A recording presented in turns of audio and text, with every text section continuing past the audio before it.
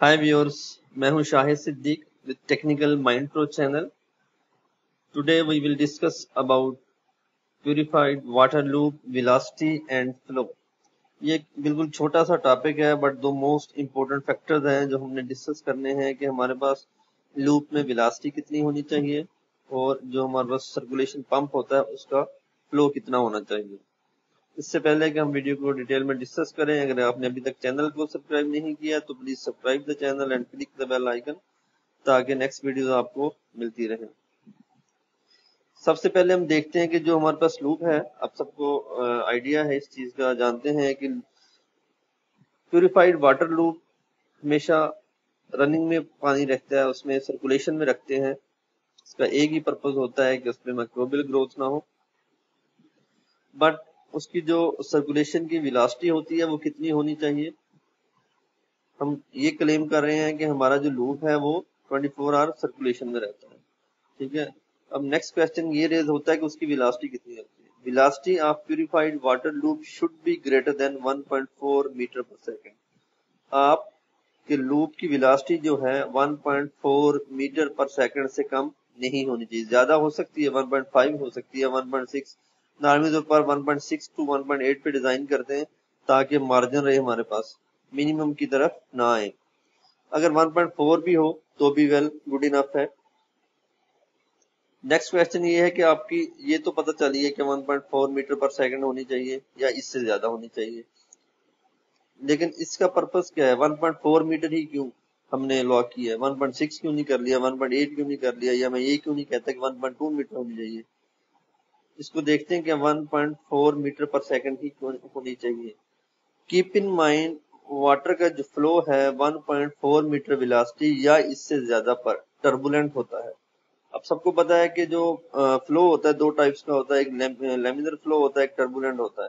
Turbulent flow कुछ इस type का होता है जिसमें जो वाटर की स्ट्रीम्स हैं आपस में पैरेलल नहीं, उनकी मूवमेंट होती है आपस में मिक्सअप होके चल रही होती है, उनकी जो डायरेक्शन होती है वो पैरेलल में नहीं होती। जबकि जो हमारे पास लेमिनर होता है उसमें तमाम जो स्ट्रीम्स होती हैं, जो पार्टिकल्स होते हैं, वो आपस में पैरेलल चल रहे होते हैं, बड़ी स्मूथली रनिंग होती है इसमें। टर्बुलेंट में वाटर की जो मूवमेंट है, पार्टिकल जितने भी वाटर के मूव करते हैं, ड्रॉपलेट्स मूव करते हैं या उसको आप स्ट्रीम्स कह लें, वो पैरेलल मूव नहीं करते, वो आपस में मिक्सअप होकर चल रही होती है इस तरह। ठीक है, अब इसका फायदा क्या होता है टर्बुलेंट होने का?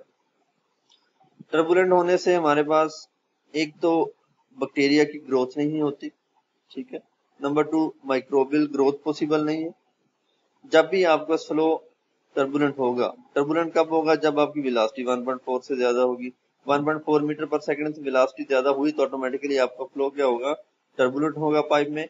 जब फ्लो टर्बुलेंट होगा तो उसमें बैक्टीरियल ग्रोथ और माइक्रोबियल ग्रोथ नहीं होगी। उसके अलावा also turbulent flow protects from fungus growth in loop piping.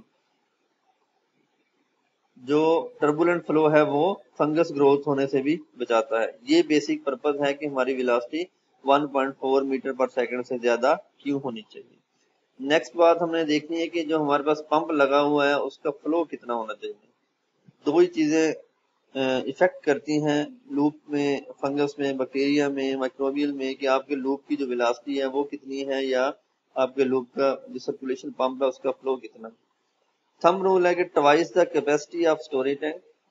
ठीक है, circulation of storage water 2 times in an hour. इसका क्या मतलब है? इसका मतलब ये है कि अगर आपके पास एक ईडीआई लूप सिस्टम लगा हुआ है जिसमें आपके पास स्टोरेज टैंक, मिसाल दे रहा हूं मैं कि आपके पास लेट्स सपोज 2000 लीटर का है, तो आपके पास जो सर्कुलेशन पंप है वो 4000 लीटर पर आवर होना चाहिए।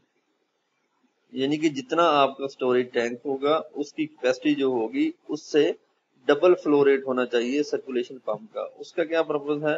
उसका पर्पज ये है कि आपका जो पानी है उसमें स्टोरेज टैंक में, प्यूरिफाइड वाटर है, वो at least 2 times in an hour, 1 घंटे में 2 दफा वो सर्कुलेट हो जाए। ऐसा ना हो कि ज्यादा ड्यूरेशन के लिए आपका पानी जो है, आप पंप तो पानी उठा रहा होगा लेकिन पानी ज़ाहिर बात है टैंक में स्टोरेज भी होगा, तो कंप्लीट पानी जो है आपका सर्कुलेशन में रहना चाहिए। एक और बात ऐड कर दूं, जो आपका सर्कुलेशन टैंक होता है पंप के साथ, जो स्टोरेज टैंक होता है, जो वाटर उसमें सर्कुलेट होकर रिटर्न लाइन आ रही होती है, उसके ऊपर स्प्रे बेल वेल भी लगा हुआ होना चाहिए। उससे क्या होता है, जो आपका पानी है वो स्प्रिंकल्स होके उसकी वाल्स के साथ भी अटैच होके दोबारा टैंक में जा रहा होता है, ताकि वो ऊपर टैंक की क्लीनिंग के इश्यूज भी ना आए और उसमें भी ऑटोमेटिकली जो है ग्रोथ वगैरह से बचा जा सके। ये एक बिल्कुल इंतहाई छोटा सा टॉपिक था, बट मोस्ट कॉमन क्वेश्चनिंग की जाती है इस बारे में। आई होप कि it would be useful to all of you और क्लियर होगी ये चीज। अगर आपने अभी तक चैनल को सब्सक्राइब नहीं किया तो please subscribe the channel, like and share the video. Thank you.